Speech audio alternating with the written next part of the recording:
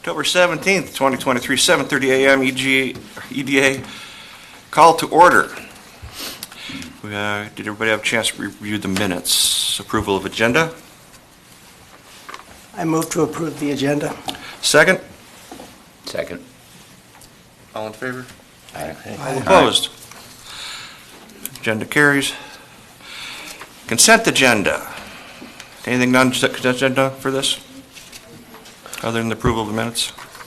Can that even be on there? That is it. Yep, that's it. Do we have to? Yep. And Okay. a motion and a second on approval, just like before. Yep. Do I have a motion for I'll that? move to approve the minutes. That's what he said to do. Approve the consent agenda. Yep. Or consent agenda, You I'm got it. sorry. Yep. I'll second that motion. Second? Third? All in favor? Approved. All opposed? Aye. Motion carries. Approval of minutes, we just did that one, right? Correct. Open forum. 3-minute timer. Who's here to speak? Timer.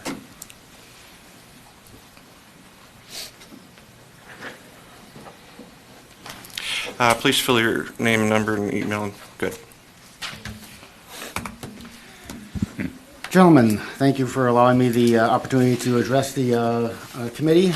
I just want to state a few things for the record. The topic for today is the sale of a property that's very close to me in the Old Village. I was considering applying for it, however, I decided not to. I decided not to for the following reasons.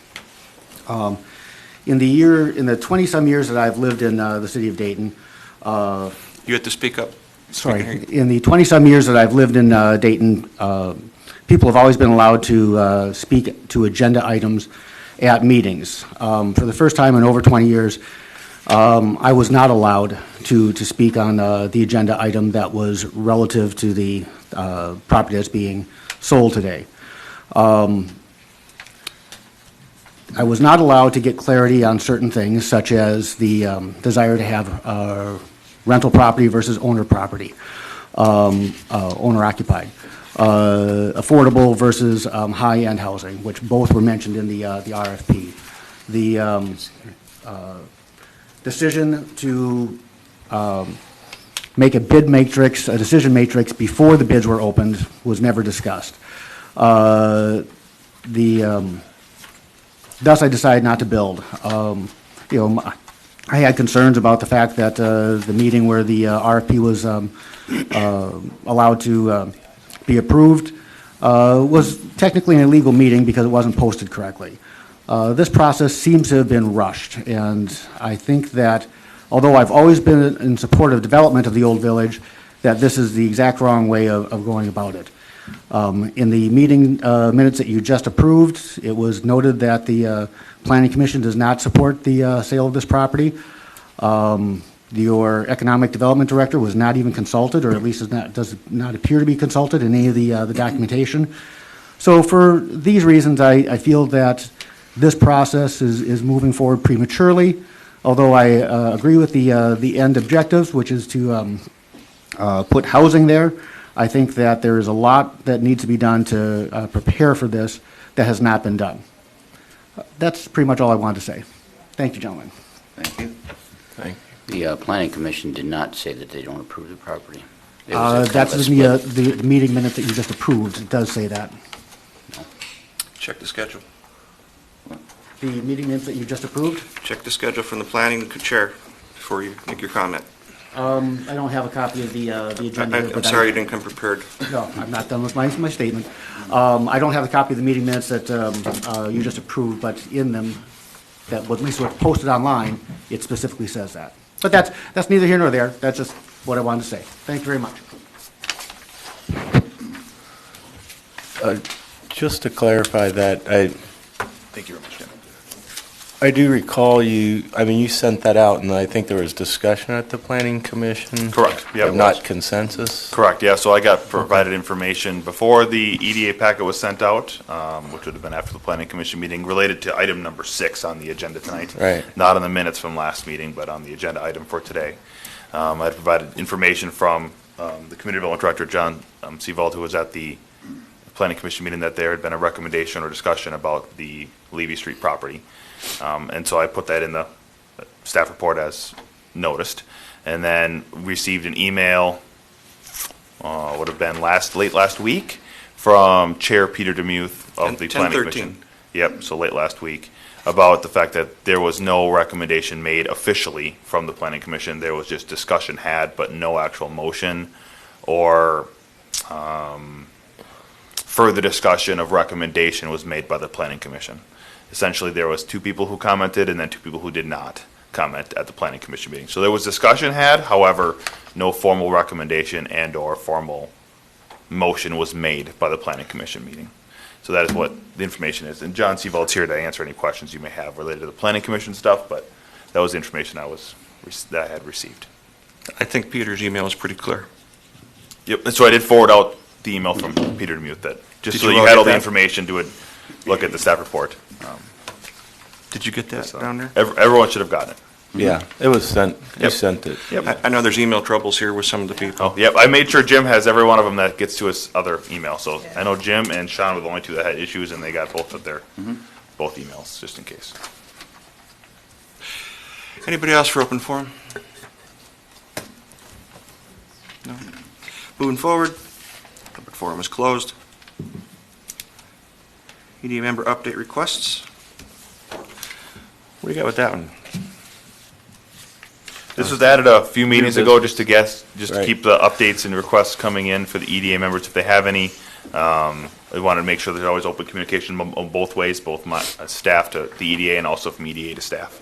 So this is just a moment for the EDA to say if they have any member updates or any requests from any of the members of the EDA, would be to be able to give staff direction on certain things you're looking for, but that would be it. This has been in the last couple of meetings, just to give Yeah. more clarification. This is similar to what the council meetings have, where there is a council and staff update. But we have staff updates at the end of the meeting, so that's why there's. One update that the EDA will want to know about, we approved on last Tuesday's meeting, was all commissions in councils, or all commission members are going to be required to have 75% appearance for meetings now. 75% what? 75%. Percent Attendance. Yeah. Attendance. Meaning you got to be there 3/4 of the time. Yep. It's not officially passed, but it'll be It passed will in be November passed, and yeah. then effective in 2024. 5 closes then? Okay, moving I on. don't hear anything new. Okay. Number 6, approval of recommendations for response for RFP to 18541 Levee Street. Yes, good morning, EDA Chair and EDA members. We received technically 4 RFP responses to the RFP that we sent out at the end of August. I sent those out a week and a half ago or a little longer, just to give you guys some additional time to review those responses that we did receive. This is a recommendation for approval. This is not an official approval of the sale, because the sale is held by the city of Dayton, as in the council, not by the EDA, but was directed by the council, I don't know, a year and a half ago or so, to be handled by the EDA in this process. So we received 4 responses. One of them was from Oak River Properties, David Waldron, and the other 3 were all received from Riverview, I don't remember the exact name of it, Riverview Villas, yep. Do the 3 act as one, or 3 are separate? 3 are separate, so they are technically 3 separate ones. So if you, I believe the reason why they were sent in 3 separately is because the individual doesn't really care which one you pick. He just would like to do one of those 3. So if you choose one or the other, then he's giving you each of the individual information for each of the projects related to costs and what you can expect for tax capacity and so on and so forth related to the project. I did go based off of your recommendation. We didn't have a chance to meet before this meeting for a scoring sheet. And I told you guys to come prepared if you feel like the weighting should have been differently than what staff gave you as an example of a scoring sheet for the 7 or 8 criteria that we had listed as the RFP process. We did not, like I said, we did not have a chance to meet in order to set up that scoring matrix, decision matrix, scoring sheet, whatever you want to call it. It's all the same thing. That was provided in the packet if you would use that to scoring your sheet, or score each RFP. but that is up to you. I don't know exactly what your process is, but staff has never recommendation because they're all relatively the same RFP responses. But hand it over to you guys, and I will stand for any questions. We also have Community Development Director John Seavold here to answer any questions if you have any about overall process and stuff too. So. I don't know if I have any really big things, but the scoring sheet, we need to review that. And it needs to be, needs to be some changes on there. Sure, yeah, sure. This is, like I said, if you feel like differently, weighting should be different, please update your sheet and then discuss as a thing. This is meant to be an open and an open communication discussion with all you too, and I'm going to stay up out of it. So. And before I jump into the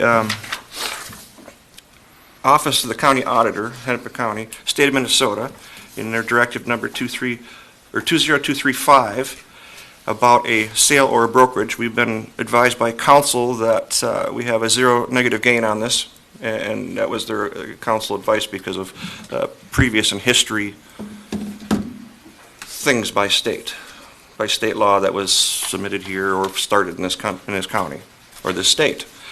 If you look at appraisal list 2215-Sam Baker, which is on file at the county auditor's office, they being Hennepin County and the auditor, City of Minneapolis, which is right on their website, have listed and sold a piece of property, and I've highlighted this in your sheets so you can follow the red lines. And then one of the lines says, I will sell to the highest responsible bidder, but not for less for than appraised value.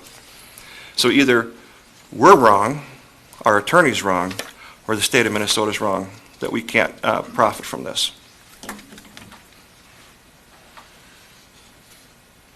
That's hindsight of what we're doing. I want to make sure everybody has a piece to weigh in on this. So does anybody have any information that they want to add to this or this whole thing? I would say I agree with you. I think that there was some misinformation or wrong information given that maybe led us to make decisions that we made. And I strongly feel that we can sell the property for a profit. And I didn't see this until this morning, and I happened to actually print out 262 pages of the rules and regulations related to selling delinquent and tax forfeited property. So, and everything in here is, it's what's in there. You can sell it for a profit. And I think we're given wrong information, which led us down the road of selling it the way that we're selling it. So I think we should relook at what we're doing. Anything else? So was the city attorney gave us that advice? Correct. Yep. Okay. And that was recent. Yeah, it was at the, 2 meetings ago? A couple, yeah. Yep. Okay. That's interesting. You got that, what I said, you're right. Yeah, I've got it here. I'm just... It spins this council, or this direction, that in the wrong area. We had bad intel. On top of, even if we want to continue this whole Levee Street property, anybody want to weigh in on the whole thing? I will. I think if we're going to sell it, I get the score sheet and everything and that whole process, but if we're selling it to, in layman's terms, the highest bidder, whoever buys it has a right under the guidelines of the zoning to build whatever they want to build. Doesn't matter if it's, a single family or duplex. If it falls within the guidelines of the zoning requirements, Zach, this might be a question for you. If someone came in and turned in a building permit application to build a house there, and it met all of the criteria, the city they have to let that person build that home, if it meets all of the requirements. I'm going to defer to John to make sure that I'm speaking correctly, so I'll defer to John and then I can speak on behalf. See if this is on. You're good. So you are the owner, or the city is the owner, you're selling it to a developer for an intended purpose. And so within that contract, the buyer would be obligated to build what the council approves. Right. So if the council intends this to be an apartment building versus single family, then the developer would need to build an apartment building and not single family. You know, that's just one example. It'd be the same thing if it were commercial or whatever it is the desire of the council. Okay. So I would say for any other property, yes, you could, as long as it meets zoning, that would work, exactly what you're mentioning, but because of this is specifically looking at medium density, that's what we're requesting, that's what's gonna be put in the contract. If the request, or the, response is approved, it would be required to be able to having medium density housing on that piece of property, Okay. based on the contract. But otherwise you are correct. If it meets zoning, you can't essentially say no unless you have some other reason, but there wouldn't be another one. I also, did you have something to say? No. Also refer to the email by Peter DeMuth, Planning Chair. If the EDA cannot reasonably assemble properties adjacent to it, then why should we, as a city, hold on to it? I get his point, and we should make clear that we did not make a motion or recommendation. So if we can't keep it, if we can't assemble the two pieces of property, and he can, I mean, I get why they want to move it. But my point is, what if we can't assemble it? What if we can't do this? And does he say now we hang on to it? I mean, Well, one of the proposals do adjoin the two properties. Three of the proposals do adjoin the two properties. I mean, so it's not that we can't, it's do we want to?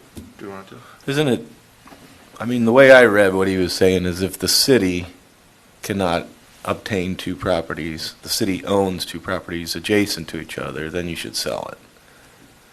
That's what I read into. I don't know what Peter's reading was, so. John, where's he at on that? I think, you know, I don't want to speak for Peter, but I think generally speaking, the role of the EDA should be to assemble properties for a larger project unless a private sector can do that. And so it's kind of a philosophical question. Would you like the private sector to assemble properties and build a larger project, or should the EDA do that? That'll make sense to you? I think so.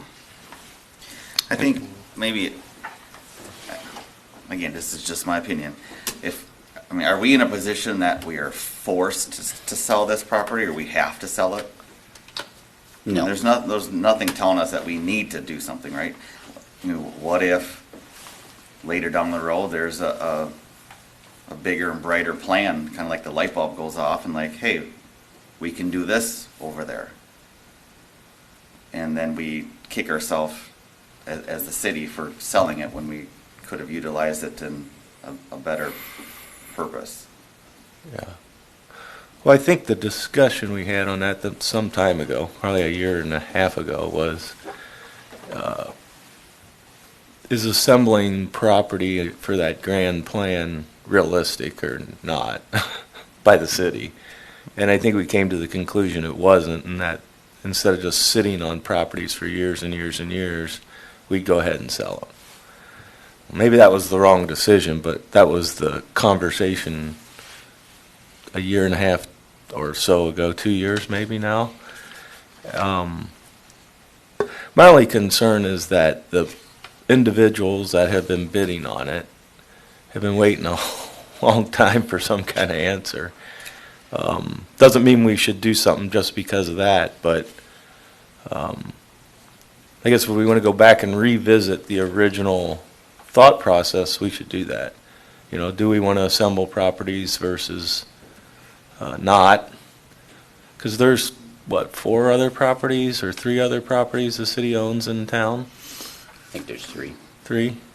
I think there's 3 or 4. This one, I think, was just forced because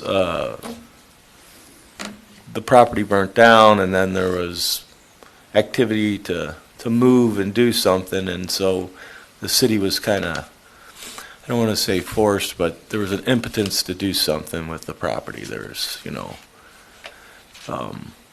there was interest first Yeah. to acquire the property. and so That's there how was it all interest to started. acquire the property, and so that's when we kind of revisited that whole thing. And I mean, because to me, if we're going to sell this property, then we should probably think about selling the other properties unless we have some intended city use for them Or a bigger project. or a bigger project. Well, given that point, the owner of the other property is here. Would you be willing to sell the other piece to us?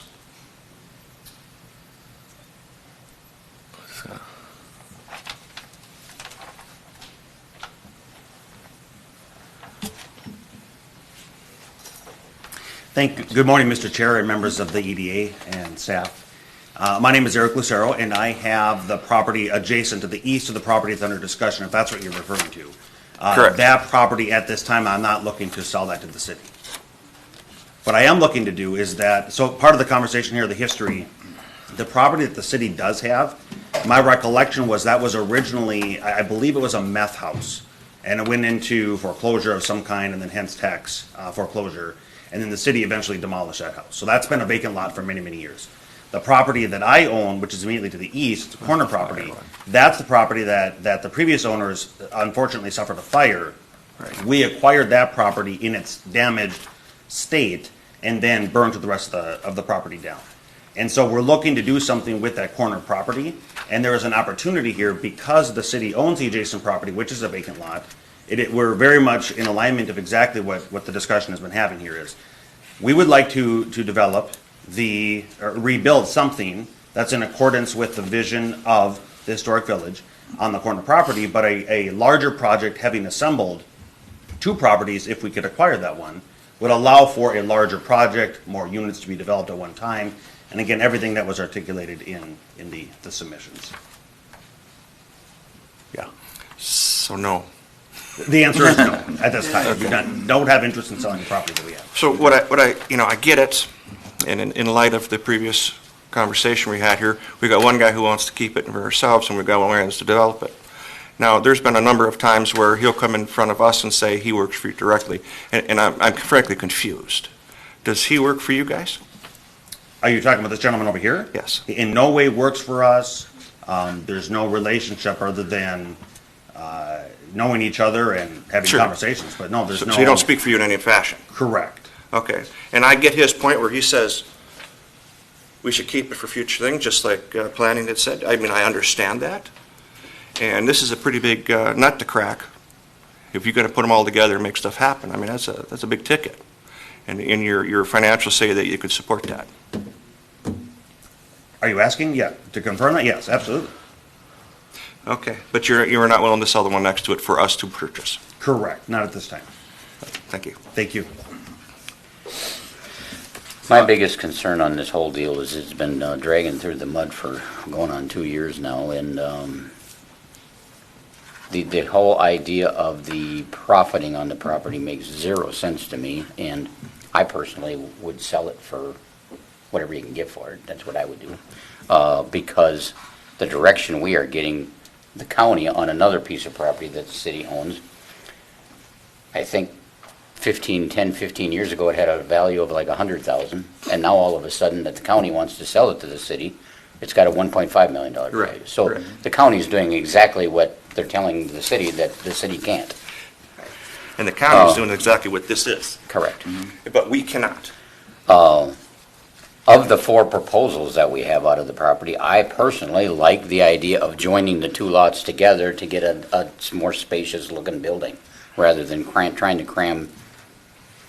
Certainly the gentleman from Oak Properties, he wants to put a triplex on there. He's putting exactly what we're asking for on the property.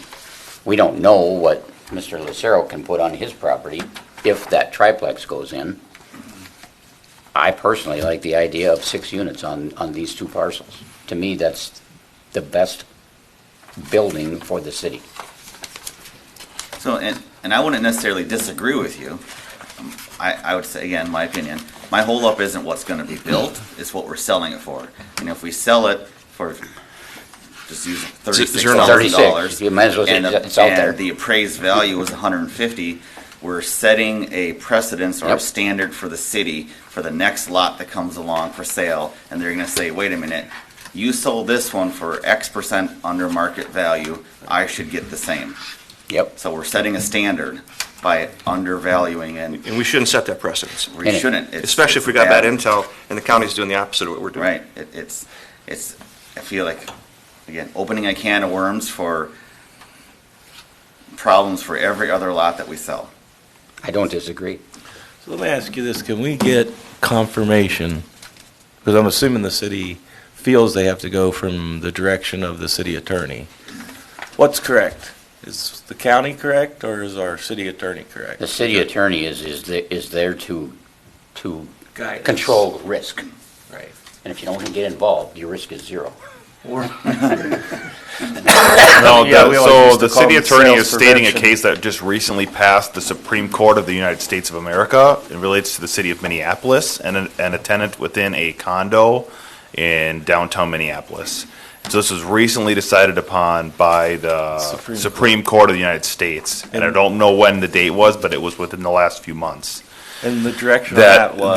the Supreme Court ruled that the city of Minneapolis cannot sell it for a profit, and all profit received from that has to go back to the tenant not tenant, the owner of the property of the condo that was under tax forfeiture, because they should only be able to receive the amount of tax benefit back from the property and not the additional dollars received on the property. So then you're saying the Supreme Court's Correct. technically overruling? Correct. Like I said, that's based on the last case, and that was within the last few months, and that's what the city attorney is referencing when they're saying that we shouldn't sell for a profit. Now, I'm not saying that Hennepin County should be or not, I'm just saying that this is what she's referring to when she's stating that we should not sell for a profit based on X, Y, and Z, which is we need to have recouped costs, which is the Yep. 36,000, because we didn't buy it for 36,000, that includes attorney's costs and all kinds of other stuff that's have gone into this property in total. And I'd agree with that, but we're October 2nd. Yep, I'm not disagreeing. Yeah. What I'm saying is, I don't know if Hennepin County is just trying to push the buttons too. I don't know that answer. So whatever their attorney is telling them to do is one thing. What our attorney is trying to tell us is that here's a case that's been decided on by the Supreme Court of the United States, and we can do whichever one. But I'm just letting you know that that's where her intel is coming from. Well, if not they from. can do it, why can't we do it? That's the And I thing. don't know. It is- I don't have an answer for it. I think those circumstances are different because I'm no attorney, but one that it was a condo, right? I believe it was a There was a condo. building on the property, and the county took it from the owner. And our situation is different because it's been 11 years. We own we bought it from County. the county, so now it's ours. We can do it. I mean, technically speaking, if we wanted to turn that into a park, could we? Yep, If we wanted to put a community garden there, could we? yep. If we want to sell it for a profit, can we? The problem is it was acquired under tax forfeiture rules. As this one. Yeah, I'm not, Yeah. again, I'm not trying to argue with what the county is saying. What I'm trying to do is give you facts from what the city attorney has mentioned. And again, she's not here, so I can't say, oh yeah, what do you think is your opinion? Right. Well, we seem to be, Jim? back, and this really is frustrating to me, but we seem to be back to the point where we got an answer from our attorney that we don't like, and so we want to talk about it again. And are we, so if we can't answer that question, then we can't really evaluate these proposals, because are they the right number, or did we ask the right amount? Or the right for RFP. property, and so on, which would be the second time that we're talking about pulling an RFP. So I don't know, this is new information from the county. I don't know if it changes the answer from the attorney, but ultimately, that's who we have to look to for our answer on this kind of stuff. So I don't know, I don't like that we're not selling it for a profit, but we've had this discussion several times, and the answer has been, no, we can't. And, we bumped the cost up a little bit because we felt like we could include our reasonable costs associated with owning this property. But are we gonna, where are we? Are we gonna move along on this thing or not? I mean, I spent time evaluating these proposals, and we're not gonna it doesn't seem like we can have that discussion if we can't answer the what are we selling it for question. If we've got the wrong number, it's too low, then then the responses we have aren't legitimate because we want to do something else again. And, I'm just frustrated with this. I don't, are we going to resolve it, or are we going to table it and give it to the council, or what should we do? But we should get off the dime on this thing and either do something or do nothing and be done with it. I don't disagree. It's been beaten down, what is it that we want out of this thing? We've talked about this for 1.5 years, 2 years. And the proposals are exactly what we're asking for. All 4 of them are, to an extent. Except for the asking price. 10 or 20,000 on this deal? I don't think it's that big. Granted, it's a deal, but I don't think it's a big deal, because the sooner you pull the trigger, the sooner you're going to get some tax revenue off the property. And the tax revenue will eat up whatever you might make on the property in 2 or 3 years. Or less. Could be 6 months. Either that or get the parties together and duke it out, figure out who's going to. We said we were going to sell it, in the last RFP, we said we were selling it for $36,000. Now all of a sudden we're going to change, because we want $5,000 or $10,000 more dollars. The last RFP was a bid process, but the bid process was wrong because our last admin didn't submit it correctly. Is that correct? Correct. So our last bid process was a lot more than $30-some thousand. I get it, yeah, 60. Yeah. And I hear what you're saying. But if we were going to do that, we're just going to get it off the table. Why didn't we first approve the first RFP then? Well, I let the single family home. Personally speaking, I get what he's doing, and I get what you're saying about more tax revenue for the bigger projects. But we already had it sold once. Why don't we let the single level? I'm a single family level guy. And personally, I believe that the person who is going to live in there, that should score something. He's going to live in his project instead of versus a company trying to rent it. So now we're talking about a business versus a resident. And I've made that very public. So what do we want to do with this? Do we want to move forward just because we got to get it off our plate? Or do we want to stop doing it altogether? Do we want to give it a break? Do we want to, we have some information here that needs to be addressed. And this ain't little information. Because again, if we set a precedence now, we're setting it for every piece of property, including the $1.5 million one over by Triangle. I don't disagree. So there's your money. It's little money here, but it's gonna change how this. We don't even know, we haven't even appraised this lot, have we? No. We don't even know what it's worth. The appraisal value given by the county was what we purchased it for. Oh, 11 years ago. No, we No. purchased it just last year, Oh, 2 years okay. ago. 2 years ago. Different piece. Over Oh, there, interchange. no, by it's Juan's the actual place. piece, Okay. So but this one was the appraised value we that was paid the for. appraised value? Yeah, from what we got from the county. From the county, yeah. Yep. Again, if we saw it at 1.5 and we get it for 1.5, there's No, zero. no, you're talking No. about something else. That's a different piece of property. The one in the current Levee Street 18541 Levee Street property, we paid the appraised value from Hennepin County 2 years ago or 1.5 years ago when we acquired this property through reconveyance. So it was currently conveyed to the city of Dayton under tax forfeiture to be able to use for a park/parking lot for the park across the street. That was no longer wanted or needed by the council and or EDA, so we decided that we were going to purchase this and reconvey it to the city of Dayton.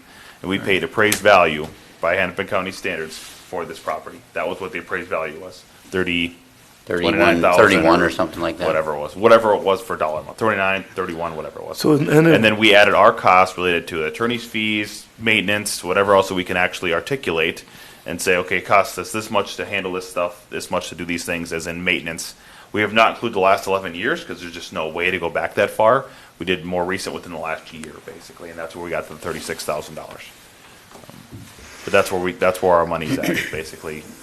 We are able to get the appraised value back plus our costs that we've had into it. And is the appraised value the way you would normally do it? Like, just say a piece of property came up, and let's say we could make a profit off of it. Would you have the county's appraised value? Is that what you go off of, or would it be a market rate appraised value from a appraisal company? We would probably use an appraisal company, Okay. some sort of, whether, depending on what kind of, if it's commercial or residential property, It all depends on how we purchased it too. So if the EDA or the city of Dayton purchased it straight up and said, okay, we're looking for this for, I don't know, we want to put a park here or something long term. So we buy it from the individual at market rate that cost. Say it's $500,000. I'm just using this as a hypothetical example. If in 10 years we go, okay, we don't want to park there anymore, we're going to sell it. Well, now we have a base value of $500,000 that we paid for it. We'd get it reappraised for whatever the market value is based on whatever, zonings or guidance or whatever it would be. And we would sell it for that amount of money or whatever it would appraise for. That's what we would look to sell it for. Now, we wouldn't obviously say that because we purchased it underneath a presumption that we paid full market value and stuff. At tax forfeiture, we basically are the sole owners of this. So the reason why tax forfeiture is so complicated versus regular buying of property is because the city of Dayton is the only one who has access to tax forfeiture. If Tim wanted to go up and buy a tax forfeiture property up in wherever and it says city of Dayton on it, but it says it's tax forfeiture, Tim as himself is not able to go buy it. The only person that's able to buy it is the city of Dayton. That's it, period. Right. So it creates basically a monopoly on that piece of property that we are the only ones that are able to buy it. That is why the problem with the whole making money off of tax forfeiture is so complicated, because a private industry could pay way more than a city of Dayton can, but because we are the only ones that are able to access that property, we have the monopoly on that property, so we can buy it for whatever cost. And so essentially it's, how do you want to handle that additional dollars, if anything, is there? And that's where the city attorney is saying you can't sell it for a profit, because we have the monopoly on buying that property. No one else can go in there. If they could have, I'm assuming Mr. Lucero would have went there a long time ago and said, I want to buy it and I'll take it, and boom, that's over with. And now it's no longer the city of Dayton's, now it's Mr. Lucero's. So that's the problem with tax forfeiture property versus buying property on the market. If the EDA bought the property on the market, we'd have, and that's open bid into whatever you want to sell it for. Does that make sense? It does, but now that it does make sense to some degree, but now that we have acquired the property, and that's the confusing part, is now why can't we just put it up on the quote-unquote open market for sale? Because that's where we had the monopoly to buy it. Because no one else could have gone and bought it. That's the problem, is that's exactly what you're saying, is who could have bought it besides us from the tax forfeiture? Nobody. What did Sands Company do? What do you mean? That was tax forfeited. Yep, so it was tax forfeiture dollars, so they used CDBG grant dollars along with the city of Dayton, so they got the appraised value from the city of Dayton. I think it was $65,000, something like that, 65,900 or whatever, for the Sand Buildings number 2. They applied for a CDBG grant in order to purchase that property, and they got approved one. So the appraised value was paid for by the city of Dayton and then transferred directly over to Sands Company for purchase price of $1. And then the CDBG grant reimbursed the city of Dayton for all of the costs for the appraised value, which was $65,000 and some change or whatever it was. So that is how that one was purchased. So that was $0 made on that property as well. But it was acquired by the Sands Company via CDBG grant and transaction, because there has been a transaction amount of $1. And that was because it was low-income housing. Or affordable housing, whatever you want to call it. Okay. Well, So the question I have is, this whole precedent thing that you're kind of concerned about, which I agree with, if there are properties if you can sell for a profit, and if we set a precedent on this one where we haven't, could complicate future sales. How do we get around that? I mean, could we, without restarting the whole process, could you have it appraised by a market value appraisal company, and then say that's the minimum we're going to sell it for, and that would get around the precedent piece? Well, And yet still look at these proposals and just say, well, they're all, we like this one or that one, whatever, but this is the minimum. Not without restarting the RFP We have process. to restart it all. Okay. we already have Jack just said that the appraised value that the city paid for it was the county's appraised value, not some realtor company. Right. Appraised value. That was, The county's appraised What's value the is the difference? taxable amount Yeah. that's a tax value. my expectation would be the market value is Yeah, probably yeah. higher. but- What, is this property in acreage-wise, what, does anybody know what it is? 0.3. 0.3. So similar to any lot in Dayton, basically, just about. Yeah. Pretty close. And any water sewer lot in Dayton doesn't cost 36,000. I think it's the shape of the property. Yeah. I think that's why the value is Location, different. maybe. And then location is different as well. Also, yeah, so this property is 0.3 of an acre, yeah. So if you're looking at also with other properties in Dayton that are for sale, that are 0.33 of an acre or roughly the same size, they have a $600,000 house on this side and a Right. $500,000 house on this side. And we don't have that at this property either, so again, the market value can be based on what's Yeah. around it as well. Right. So if down the road from you, $1 million house goes up, that's gonna make your value go up whether you wanna believe it or not, it's exactly what happens. Right. Yeah. Because you live next to $1 million home and it's expected that the values around that are bigger and better, which means you pay more for the lot. I move that we do not sell the property at 18541 Levee Street at this time. I'll second that. That's my motion. So Okay, we what got a would you like motion on me the to- floor by Jim. I need some clarification, EDA Chair. What does that mean for now? I just don't know if that means respond to the RFPs and say, we're not doing this. It means I don't know if that- that means we're that- just tabling it for the next meeting. I don't know what that means. I need didn't to- say table, I said we're not selling it at this time. Correct, yeah. So that means that at a future date, that could be reversed.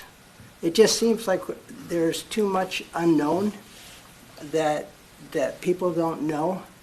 And why would we force ourselves to make a decision today? When this stuff is the first time I've seen it, you know. Yep. Just got it this morning. Who's right? Which attorney is right? I don't know enough to know. So I think you Which say for attorney is now? right? So I think we're saying we need to table it at least, because I can't just say hold on to it, because then I don't know I'm what not to mean. saying, I'm not saying hold on to it. I'm just saying that we're pulling everything back and we are not selling it now. So So- let me ask this. I understand what you're saying. The motion is straightforward enough. I'm just trying to get to, what does it mean? Because in this Yes. property, as I understand it, this group is, because it's not in the EDA's name, it's in the city's name. So ultimately, the council makes the decision yay or nay or nothing. So by saying, with this motion, then we are recommending to the council that no sale occur at this time. Is that correct? Yes. And then that would go to the council, Yes.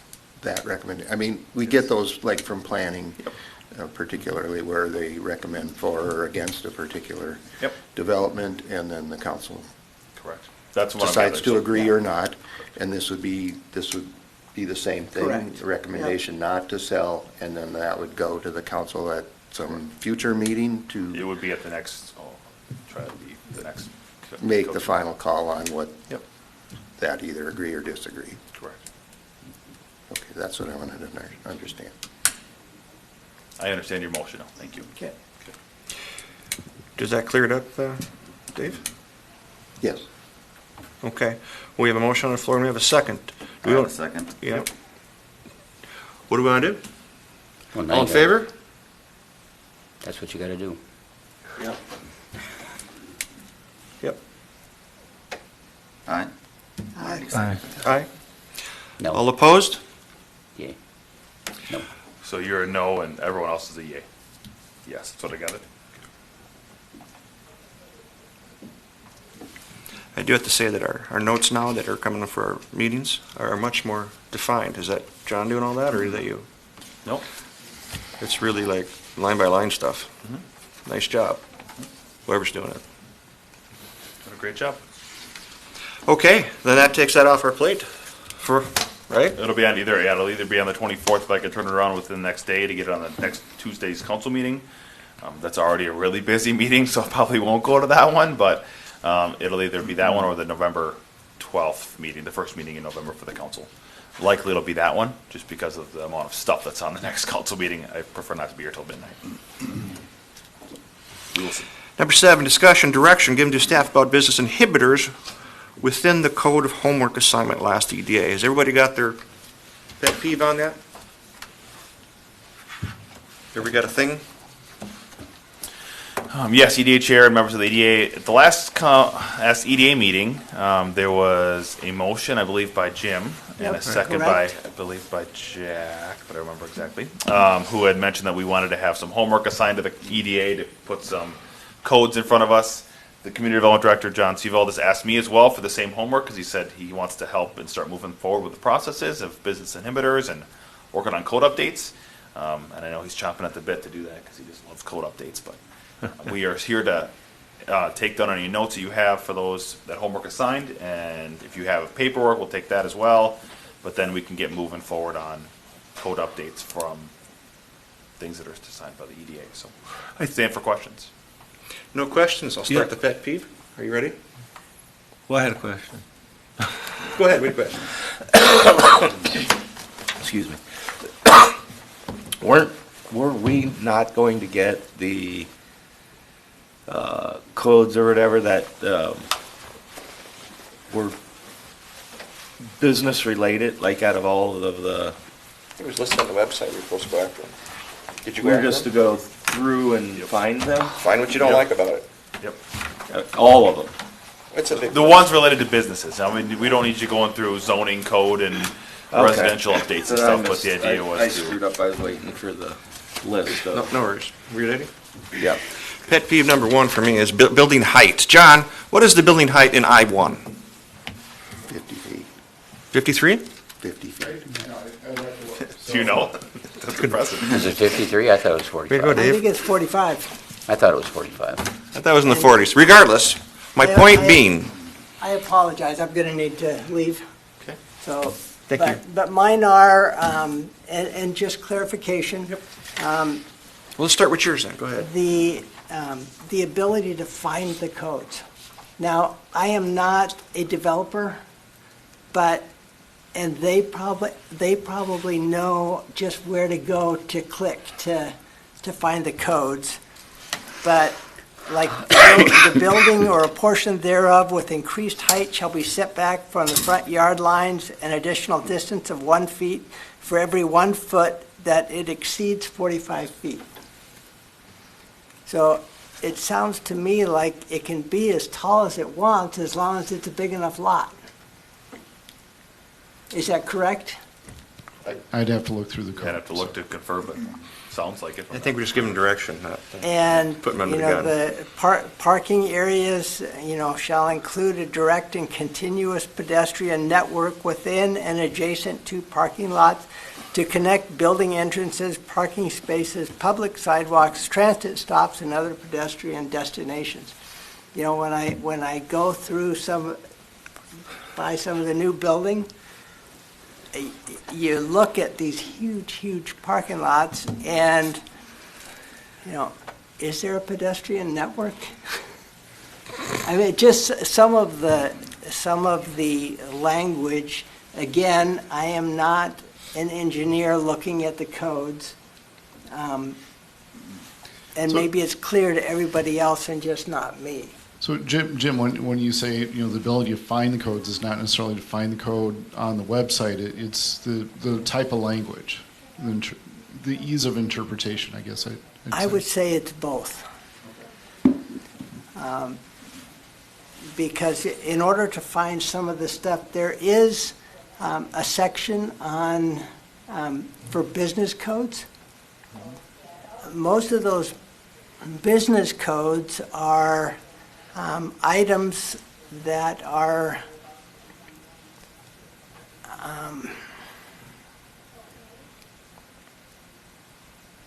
just the type of business that you don't necessarily want next to a church. And I don't know how to describe those businesses, but they, not a lot of just general business codes. It would be nice if these height, these parking, all of them were in a section of just if you want to be in commercial real estate, these are the codes that you need to follow. Instead of searching for a section on height, that is, it seems like the commercial is sprinkled through everything, instead of So you're looking for a segregated definition? out. And maybe that's how they are everywhere. I just don't know. That is how they are Yeah. everywhere. So the city codes are complicated, so, for signage, for example, you're gonna have a whole chapter on signage, but there's relations of, how signs, relate to in a parking lot versus on a building versus over a sidewalk. So, codes are intentionally complicated. It's the nature of the beast. That To me, gets where you I want found the to same go? thing. He has to leave at 8:30, so I want to make sure he gets heard. If you could leave, did you leave your, perfect. Is it okay with that? Yep, Wonderful. Thank you Thanks, very much. Jim. yep. Thanks, Those Jim. are the questions I had, not necessarily arguments that's or great. disagreements. That's fine. Were those properly noted then? Yes, yep. Okay, next one is, so if we have an I-1, and we have a business area that is pretty much open for business, and we have some pretty big cube stuff going on over there, why do we have a height limit in that area? Now, if we're gonna attract big companies like Boston Scientific or Honeywell or whoever, why aren't we saying, okay, if you want to build a campus here with 11 stories on it, or an IDS, why are we hindering those people? Because they're just gonna bypass us. Now, if you were a new company and wanted to come in, this is just my personal feeling, is that you get a company that big, want to come in and say, I want to put a hospital there. Well, hospitals build on how many levels? 15, 10? I don't even know. Well, there are. Why would we stop that? That needs to be addressed, and it needs to be, sky's the limit. Maple Grove is 4 stories. And of course, 4 stories. What's Mercy? Aren't they 4? No, it's taller than that. And Hennepin County HMCs, they gotta be what, 20, 23? So I mean, this is kind of your territory. So we really need to, and not let these guys come in and say, oh, we're gonna do this, but you have to apply for a variance, and then go through the variance process. They need to know right up front that we have a campus, we're gonna put 14 floors right here. And that's my homework for this. Next. Scott? I don't have any homework. You guys got time to read the codes. You don't have enough to do. So no for Scott. That's John's job. I don't let him have it. I don't have specific codes that I want to look at yet. I would agree with Jim that every time that I look at our website for codes, and I know we subscribe with somebody to manage those for us, it's not a user-friendly thing to try to search through. I mean, I've found things in there that I can't find a second time, and so it's not easy. And I understand that it's a matrix of stuff, because you say something about a fence, then you also have to know what does the building code have to say about it, and there's does fire code come into play, and so on. So there's a lot of these questions don't have simple answers. But if you want to look up how long the leash on your dog needs to be, that's not easy to do either. And so I think that there could be some improvement on the user interface piece of it. Sure. That sort of overall. And I don't know if there are other services that host these kind of codes, or if there's a software update that we haven't gotten, or what that would make it easier to use. But I guess that's my general frustration with the thing. I would agree with you, Dave. It is very, at times, cumbersome to find what you want. I messaged you last night about rental applications and requirements, Which goes along with this whole deal. and I looked and I could not find anything. What are the guidelines or the requirements if you have a rental property? Are there? Yeah, there are requirements, yep. I mentioned that we do rental licensing, and then part of the rental licensing is having an inspection every 2 years and making sure it meets all building code, fire code, has to meet all the things that it needs to. But they are inspected every 2 years based on all rental licenses that are done. When was the last time an Old Town inspection took place? This year? They went through and checked out the rental properties? Yep, and some of them failed, and then they don't have a rental license until they get that corrected. Yep. So those requirements are somewhere on the website, like, hey, if you want to rent a property, you need to do It all should be these- listed in the code, correct, yeah. Okay. I don't know exactly where they're at, unfortunately, I haven't looked at it in a little Yeah, while, that's but the thing, I don't know they, either. part of the rental license to have it is licensing for rentals, and then that is listed on the rental license when you have those things. It has to meet all building code and fire code. Were you inspected fire this year for rental? For my place, no. I don't think so. Well, that's a rental I property. mean, that's a, Every 2 years, that's so a he might. commercial rental, but. Yeah, so it's a commercial rental versus I don't we know. only do inspections on residential rentals. I mean, I can tell you, I own property in So- Minneapolis, that's a rental property, and there's different tiers of rental properties, and then there's very specific what you have to do, and, Sure.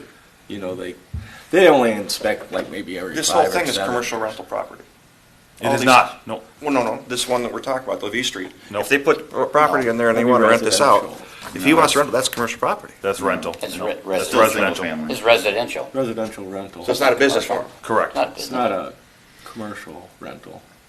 It's not commercial. It's run as a business, but it is not considered a commercial rental. It's considered a residential rental. So Be just like like all, office space versus a Because of home. the occupant. because of the occupant, yeah. The occupancy is not, commercial one, the only one that's down there is It'd be like me. Jackson's Head. Well, the bar would Yeah, I be- guess the bar would be one too. So is commercial, non-commercial, is the residential rental part of the program for inspection? Yeah, Yeah. yep, every 2 years. They're inspected every 2 years. And there's a license apparently. Yep, license you have to have, valid license, and Right. But I think it goes to what Dave's saying is it's, as an individual, if you're trying to figure out how to do something, it's not very easy, and most of the time you need to really come down and sit down with like yourself or whatever to say, well, what if I did this, what if I did that with that? Because there's all different layers of these codes that, well, yeah, you meet this code, but you don't meet that code, and so it is difficult to figure out, which I think is part of that whole business-friendly component, is how do we make it more business-friendly so it's not so difficult? And to me, like the new event code that went in, the 400 feet for both portable and permanent restrooms from the property line seems overly restrictive to me, but that's from a personal perspective. And I just use that as an example. But I think there are little things in these codes like that we should be should be saying, this is kind of Stupid. ridiculous from a Yeah. business perspective, because how does a business operate, when we have these kind of restrictions? So this is your business inhibitor number 7. Yeah. Okay. Okay, but we've had this discussion how many times? About half a dozen, I can count. Yeah. So we still need to address that. which one is the event center one? No, the making it easier for businesses to not get whooped on the way in. How do we do that? How do we do that? Over-regulated? Over-regulating? That's, Well, yeah, I think that's what I would look at, is look at the codes and say, where do we have restrictions that seem to be more draconian than need to be? It depends on your perspective. So Yeah. it's really Yeah. difficult But I to mean, I answer. understand that if you're a resident, then, you want 1,000 feet from the property line. If you're a business, you're like, well, You want where up to I it. got to put this freaking toilet in the middle of a field, it doesn't make any sense. And so it's somehow we got to say, that's what we're here to do. We're probably here more to represent the business interest in the community than we are the residential interest. And so I think Our we're opinions going to are have more plenty of biased. people speaking out as residents that they don't want this and they don't want that. And that's totally understandable, because I'm a resident and I'd do the same thing. Well, they all want our tax dollars. But I think as an EDA, we got to be looking at it from a business perspective and Yep. saying, what makes sense for a business? If you're going to run, and I'm just using this as an example, you're going to run some kind of business, but you can't do something past a certain hour. Is that even a viable business? Can you actually do it? And because I think what you're saying by that code is we don't want those businesses here or in this town, because you can't, It wouldn't make sense to do it. He's not saying that, he's just saying that if the business wants to build a 10-story building, they can't. Well, right. So the building doesn't, the business doesn't come So. here. They can build a 4-story But that's what I'm building. saying, is that that's a good point, is that basically Maple Grove says, you know, we want businesses 4 stories or less. That's fine, that's what the city's decided. You know, or you say, we want businesses 10 stories or less. But the more restrictive you are, the less chance business is gonna come there. As a resident, I would say, I don't want anything more than 4 stories, as I look at it from a business perspective. Jack, but a resident is an I-1. Right. Yeah. We're talking about I-1. No, I get that, I'm just saying, Let's just I'm trying focus to on just the use the geographical example. areas of where this should have to take place. Sure. In I-1's, first of all, it's Wild West. You know, you want to build 400 stories, knock yourself out, because that's a hell of a tax bill. yeah. And the rest of the city gains that. So I always have this thing that I say, what's good for the city doesn't always mean it's good for the area. And that's why I'm against these multi-level homes over on Levee Street. It might be great for the city, but the residents have spoken and they have said that they don't want that there. Again, good for the city, not good for the area. And I don't think the tax dollars, what we lose or not make on that is anyone relevant to what the people who have to live next to that have to deal with. Because they are rental properties in my head. Yeah, well, 50% of the down. And they are not owner occupied. That means it's a business. So, to your point, did that answer what you wanted to say? Yeah, 'Cause we're at I guess my 8:30, we point gotta to roll John forward. is I'd like to try to figure out how we can look at the more restrictive codes for business and So see if they make sense. can we You know, get does it really make an sense? email of business codes, or is it, do we have to go to the web? So if we let you hunt for it, we know where you're not going to see it, because that's your gig. Yeah, I mean, what I'm going to do is just do a word search on the city code for anything specific that I'm looking for. So if it's building height, it's building height. If it's signs, it's signs.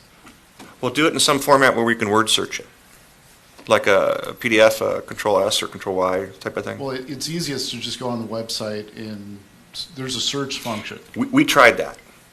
Okay. We tried that, and we couldn't get through it. So the website's not operating as designed.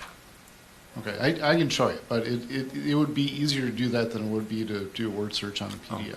Well, maybe what we could do is the next meeting, have John just put it up on the screen and show us how we go through looking for these things, and then we can Training? go through and, Sure. I mean, we can go through and try to find them. To me, I just was throwing out an example or two. Yep. But there are real examples of things that, you know, like, when you read it, you're like, this is fucking ridiculous. You know, like, why would this be the case? Well, I'm sure there's a reason. I mean, I had a former coworker who said every law is there because someone did something stupid. Right, That'd be correct. right. Sounds like OSHA. So there is Right. one way to do a little bit of cleanup on this that I'm kind of hearing from everybody, and it's what they call a unified code. And so the city of Corcoran just did this, and it's where all of the stuff related to, so you wouldn't have 2 different areas. You'd have one area go to whatever your zoning is, or whatever your design zoning is, and they would have everything listed underneath that zoning. So if you're looking at I-1, it would have everything from fencing to building heights to parking to regulations to operations to everything that would related to I-1, as your example. It would be listed underneath there, and that's it. They call it a unified code. That makes a lot of sense. And then it's all underneath one area. There's not a different spot to find fencing, and one spot to find if you can have dogs there, and one spot if you can operate a peddler's license or whatever. It's called a unified code. The city of Corcoran just did it, and so I don't know if they've officially implemented it.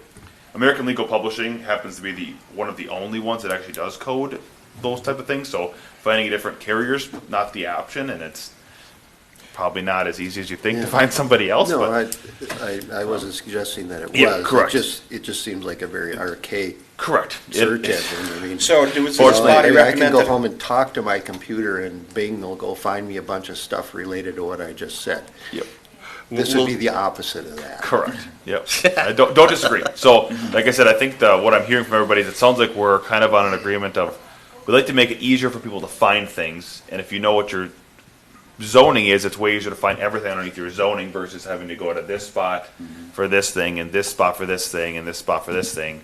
We'll also having to go revert back to, well, where are you at for zoning? That is what they call it, a unified code. So as this body, should we recommend to council that we need to adapt to the unified code system?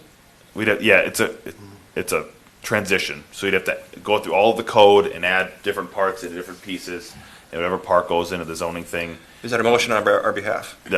That's up to you guys. Like I said, it's up to you. I mean, I think it seems like it would make it a lot easier for the average person to find what they're looking for. Was that a You know- motion? Well, it's discussion, but you want to get going, so Yeah. I can make a motion to. We have a motion to adopt the the unified code, submit it up to main council. Do we have a second?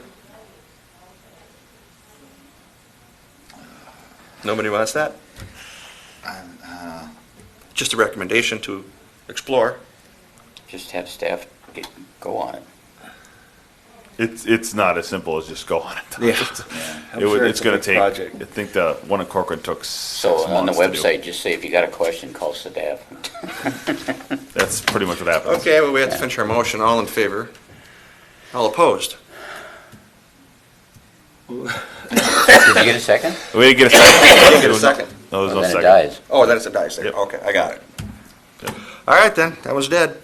Okay. Staff updates. Go ahead, Zach. Yep, I got 2 things to show you for current industrial commercial ones. I'm sorry I didn't provide these earlier. I just remember them now that they went to the last planning commission meeting and I didn't provide them, so shame on me.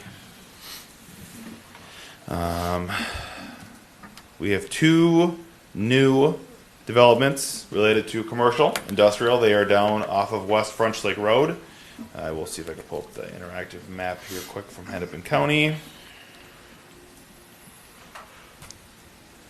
And they are located at this parcel here, highlighted in blue, and I'll aerial it. So this is West French Lake Road to the north. MTL is directly south of this.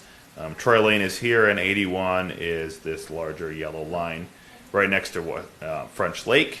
It is just south of the current building that is done by Capital Partners along West French Lake Road.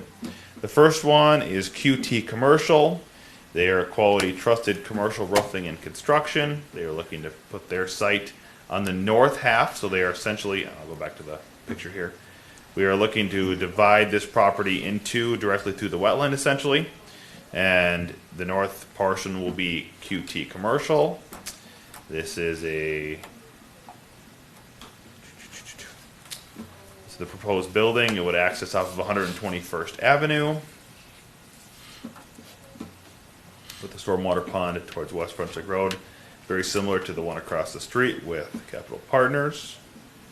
I think the square footage is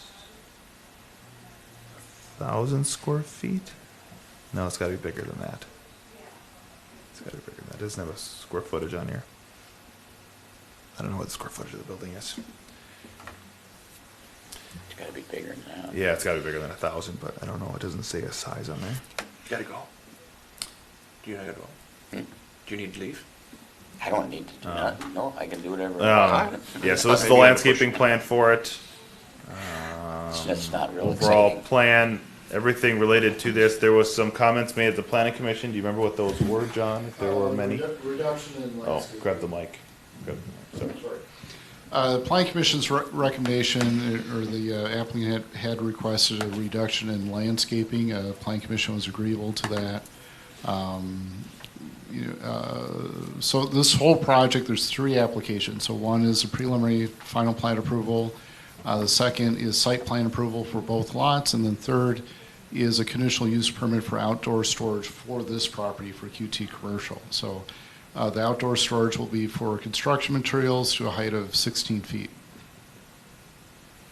Are they citing any hardship issues over there with the building requirements for the commercial? No, there's no hardships. The landscaping seemed to be Yeah, the landscaping was only on the one that one was lot. mentioned, which would have been this lot, which is what I'm mentioning to you. And so the landscaping, they were requesting to have less landscaping, and the planning commission said that is fine. So one of the, in speaking of business inhibitors, so the landscaping requirements are based on the size of the lot, the perimeter, the size of the building, the amount of open space and all that. This is a large lot with, I don't want to say a smaller building, but it's a small building with a large lot.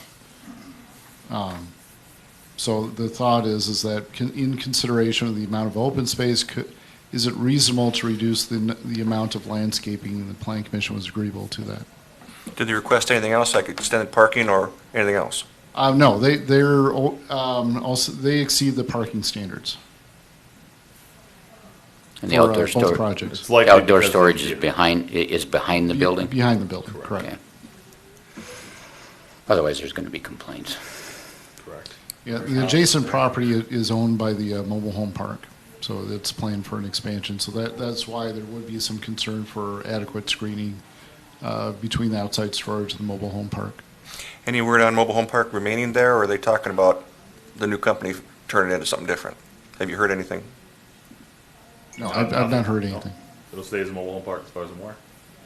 Any questions on QT commercial in this development here, or comments? You said it's a roofing company? It is a roofing and commercial building company. Yes. Quality, trusted commercial.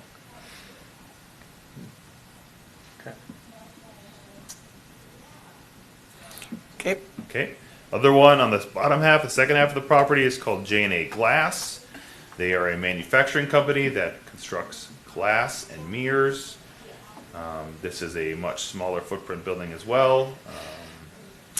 This will access off of West French Lake Road. This will be directly north of MTL's property. And it does not abut any other properties besides the other one, which is the QT commercial. So they are manufacturing, are these, this J&A Glass, are they an actual foundry of glass, or are they Yes. just cut glass? Nope. They're foundries. Commercial windows. Yeah, commercial windows. Oh, I see. So they ain't making nothing, they They ain't got, make frames and cut the glass and install them for, they're on They're melting. not making windshields for 62 No. Corvettes or nothing. You're still on that? You should have bought it if you wanted to. I don't know if there's any comments on J&A Glass from the Planning Commission that John can expand on, but No, same this was the easier of the two. thing. Understood. Perfect. Good. Any comments on either one of those? I think they sounded like good businesses, and I think All we should be businesses, happy good to have them. Yes, that sounds like a very good bit. Motion to adjourn? Yeah, absolutely. Second. Do we have a second? Third? All in favor? Aye. All opposed? Have a good day, gentlemen. Thanks for all the hard work on that.